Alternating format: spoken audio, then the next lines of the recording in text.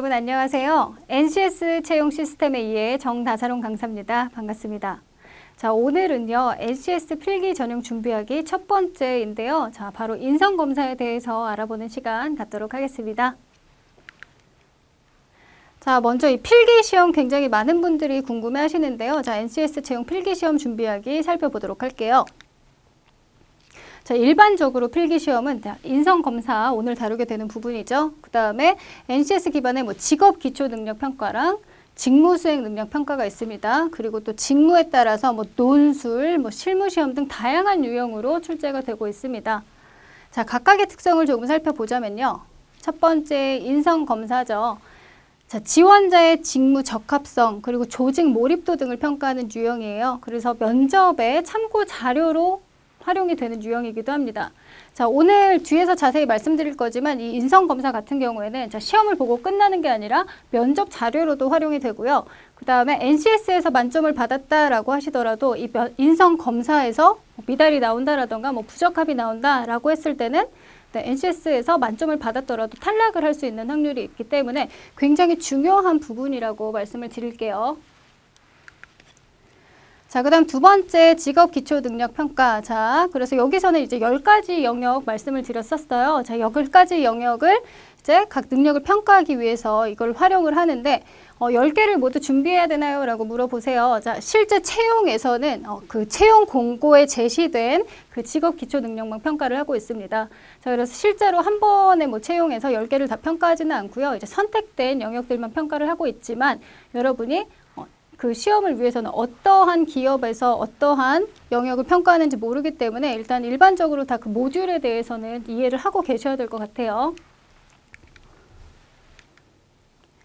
자, 세 번째는요, 이제 직무수행 능력 평가죠. 자, 다른 얘기로 쉽게 전공시험이라고도 많이 이야기를 해요. 자, 그래서 기관의 직무 특성이라던가 인재사항 그리고 수행 과제 등을 반영해서 이 직무 능력을 종합적으로 평가하는 유형이 되겠습니다. 자, 여기서는 이제 여러분이 기존에 NCS를 참고를 하셔서 직무에서 필요한 KSA를 이제 도출을 해내시고 이런 부분들이 굉장히 중요하시겠죠? 자, 그 다음에 이제 기타 실기시험, 직무 논술, 직무 관련 단답형 질문 등 이 관련된 굉장히 다양하게 평가 유형을 활용하고 있고요. 예를 들어서 금융 공기업이라던가 혹은 일부 은행에서는 직무 관련 논술 필기시험을 실시를 하고 있습니다. 자, 그래서 여러분이 관심이 있으신 기업에서 어떠한 전형들을 하고 있는지를 파악을 해주시고 각 전형별로 준비를 해주시는 게 일단 필기시험을 준비하시는 요령이 되겠습니다. 자, 필기시험 전형 예시 한번 보실게요. 자, 보시면 인성검사 200문항에 30분, 그죠? 그 다음에 이제 직업기초능력 40문항. 여기 보시면은 어떤 영역을 평가하는지가 나와 있죠. 그래서 의사소통, 수리, 문제 해결, 대인관계 능력을 평가를 하겠다라고 이야기를 하고 있고요. 자, 그 다음에 여기에서는 또 다른 그 공고에서는 자, 의사소통 능력, 그 다음 수리 능력, 문제 해결 능력, 자원관리 능력을 이렇게 60분에 걸쳐서 보고 있고, 그 다음 직무수행 능력 평가도 이렇게 시행을 하겠다. 그래서 굉장히 다양하게 이런 필기 전형이 준비가 되고 있다라는 거 말씀을 드리겠습니다.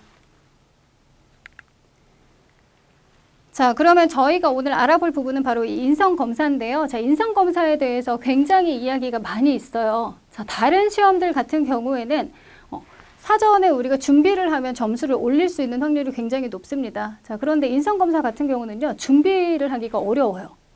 준비를 한다 하더라도 점수가 높아지는지 아니면 이게 조금 더 적합에 가까워지는지를 판단하기가 어렵죠. 자, 그러면 여러분이 이 인성검사를 이해하기 위해서는 첫 번째로 그 목적에 대해서 좀 파악을 하시는 게 중요한데요. 자, 목적 살펴볼게요. 자, 우선 성격이라던가 가치관이라던가 행동 성향을 파악해서 기업과 혹은 조직과 거기에 적합한지를 평가를 하게 됩니다. 자, 우리 조직이라던가 기업에 적합한지 이게 첫 번째가 될 거고요. 자, 그다음 정답이 없기 때문에 더 준비하기가 어려운 거죠. 자, 정답이 존재하는 문항이 아니기 때문에 지원자의 생각이라던가 가치관 이런 것들을 물어보기 때문에 정답을 고르기보다는 내가 생각하는, 내가 생각했을 때 좋은, 나에 조금 더 가까운 응답으로 답을 해주시면 됩니다. 자, 그래서 궁극적으로는 이 지원자가 지원 기업과 그리고 조직에 적합한지를 판단을 하는 거죠. 맞고 틀리다가 아니라 우리가 원하는 바, 추구하는 바와 일치한지 뭐 이런 부분, 같다 다르다를 조금 판단을 한다라고 생각을 해주시면 될 것 같아요. 그리고 네, 또 한 가지 이제 목적은 자, 이런 성향을 판단함으로써 조직하고 기업뿐만 아니라 가장 적합한 직무를 판단을 할 수 있다라는 거죠. 어떤 성향이 있기 때문에 이러한 성향을 가진 사람은 이러한 직무에 조금 더 적합하다. 이런 것들을 판단을 할 수가 있고요.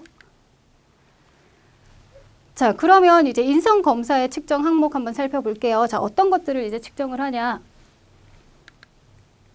첫 번째는 자, 응답 신뢰도예요. 자, 그래서 인상검사에서 가장 많이 나오는 뭐 카더라를 들어보면 컨셉을 잡고 하면 된다라던가 아니면 내가 어떠한 사람으로 이렇게 정답이 있다. 어떤 유형의 사람처럼 보이면 된다. 이런 이야기들이 굉장히 많아요. 근데 여러분이 인성검사를 보시면 문항수가 굉장히 많습니다.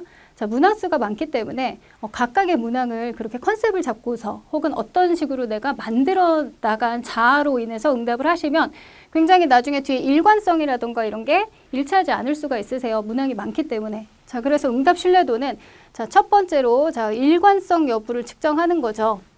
그래서 쭉 보니까 이제 일관성 있는 응답이 아니다라고 했을 때 이제 적부 판단, 자, 적합하다, 뭐 부적합이다 이런 부분이죠. 신뢰도가 너무 낮게 나온다라던가 아니면 응답의 일관성이 너무 떨어진다라고 했을 때는 조금 부적합하다라고 생각이 될 수 있다라는 거죠. 자, 두 번째는요. 자, 반생산성 직업 활동이에요. 자, 단어가 좀 복잡하죠. 자, 어떤 이야기냐면 기업의 생산 활동을 저해하는 요소들을 좀 판단을 한다라는 거예요. 자, 그래서 기업의 생산 활동을 저해하는 요소들, 뭐 특이한 행동이라던가 뭐 일반적이지 않은 행동, 뭐 이런 것들, 혹은 뭐 관계 진정성 여부 등, 자, 이런 것들을 이제 판단을 한다라는 거죠. 그래서 여러분이 이런 반생산성 직업 활동들, 그래서 이제 아주 평범하지 않은 뭐 소수의 특징들 아니면 기업을 조금 발전을 저해시키는 요인들이 있는지 이런 것들을 볼 수 있다라는 겁니다. 자, 세 번째는요. 자, 이렇게 인성 검사를 측정함으로써 직무 적합성을 판단한다라는 거죠. 자, 그래서 응시자의 성향을 판단하고 그리고 이런 직무에서 요구하는 뭐 태도도 있었잖아요. 자, 직무 역량의 뭐 지식, 기술, 태도가 있었는데 그러한 태도들이 직무와 적합한지 여부들을 판단을 하게 되고요. 자, 또 한 가지 중요한 거죠. 자, 면접 시에 참고 자료로 활용이 될 수 있다라는 거죠. 자, 그래서 한때 이제 인성 검사 같은 경우는요. 30%까지 탈락이 됐던 경우도 있었고요. 그래서 여러분이 굉장히 준비는 할 수 없지만 중요한 관문 중에 하나라고 생각을 해주시면 될 것 같습니다.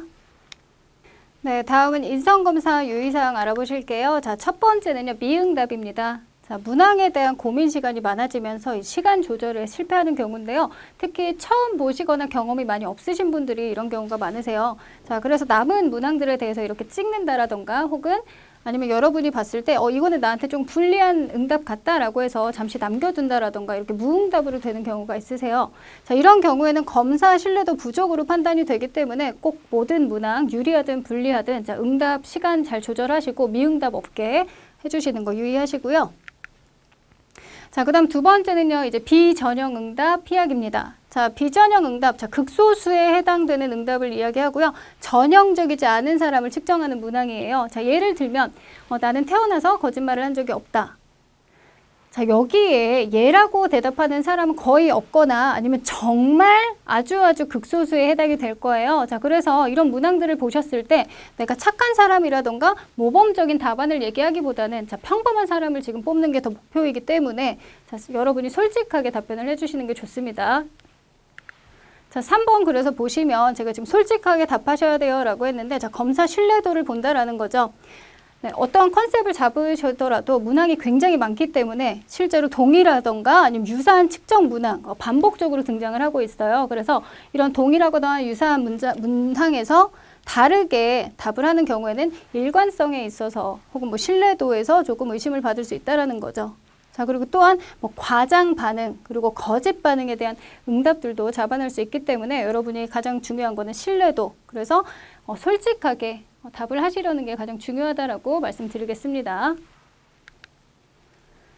자, 그래서 정리를 해보면요. 인성검사를 준비하실 때는요. 자, 첫 번째는 모의 인성검사를 많이 활용해 주세요. 자, 저희가 이게 정답이 없고 준비는 할 수가 없지만 이제 인성검사들을 하시다 보면 어떤 문항에는 내가 이렇게 답을 하는구나 라고 인지가 되실 거예요. 그래서 동일한 문항이 또 나왔을 때 그렇게 같은 답을 하실 수가 있을 거고요. 자, 그리고 시간 배분도 활용을 하실 수가 있습니다. 첫 번째 모의 인성검사를 활용한다. 자, 그 다음에 두 번째, 이제 이런 절대, 단 한 번도 이런 비전형 응답들 파악을 해서, 그 의도들 잘 파악해 주시고요. 가장 중요한 거 세 번째는요, 스킬보다는 솔직하게 응답을 한다. 무엇보다도 일단 솔직하게 응답을 하시는 게 가장 이 인성검사의 확률을 높이는 방법이라고 보시면 될 것 같습니다. 자, 그래서 인성검사는요, 정답, 맞다, 틀리다가 아니고 기업이나 직무에서 추구하는 바와 지원자가 같다, 다르다 정도라고 보시면 될 것 같아요. 그래서 저희가 정답이 없기 때문에 준비는 할 수 없지만 이런 것들 유념하시고서 필기시험을 준비하면 조금 도움이 될 것 같습니다. 자, 그래서 오늘 일단 필기에서 저희 인성검사 알아보는 시간 가졌고요. 자, 다음 시간에는 이 필기 전형 준비하기 두 번째 직업 기초 능력하고 직무 수행 능력 알아보는 시간 갖도록 하겠습니다. 감사합니다.